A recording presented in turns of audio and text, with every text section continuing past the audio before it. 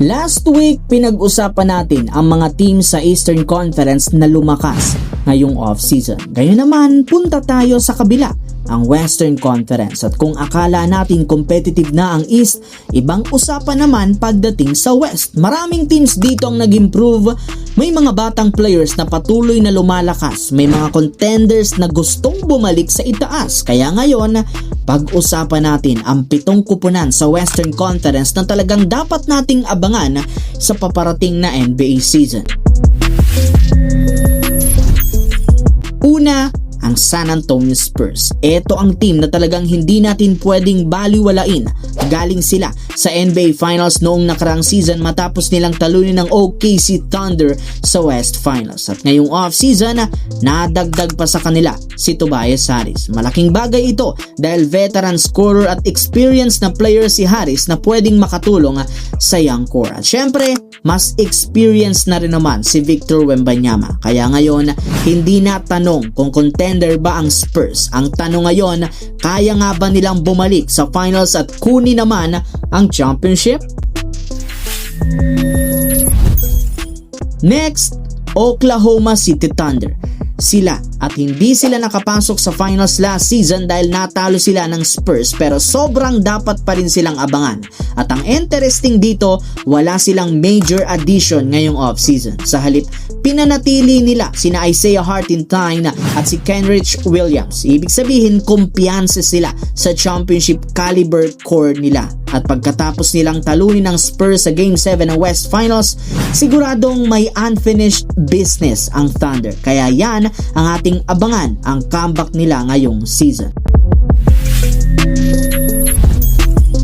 Next, Houston Rockets. Dito naman naging interesting ang off-season. Nakuha nila sina Marcus Smart at Bogdan Bogdanovic. Si Smart, dagdag defense, toughness at championship experience. Si Bogdanovic naman, shooting at scoring. At niretain din nila si Tari Eason na isang malaking extension. Kaya mas balance ngayon ang Houston Rockets. May young talents, may size, may scoring, may veteran leadership na rin. Kaya baka ito ang season kung saan gagawa talaga sila ng malaking pagbabago.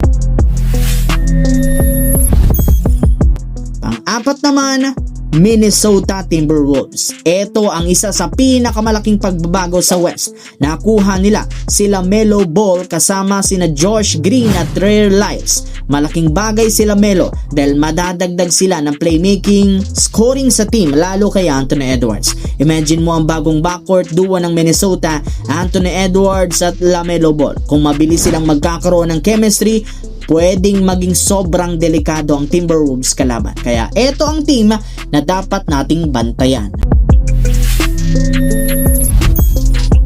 Panglima sa listahan, Los Angeles Lakers. Talagang niretool ng Lakers ang kanilang roster. Nakuha nila sina Walker Kessler, Quentin Grimes, Jaden Hardy, Colin Sexton, Kevon Looney, Matthews Thybulle, Sandro Mamukelashvili at si Zaire Williams. Pero malaking focus dito si Walker Kessler. Dagdag size, rebounding, interior defense para sa Lakers. At ngayong nasa bagong era na sila kasama si Luka, magiging interesting. Kaya bang maging mas balance ang roster nila? Lakers are definitely one of the teams to watch.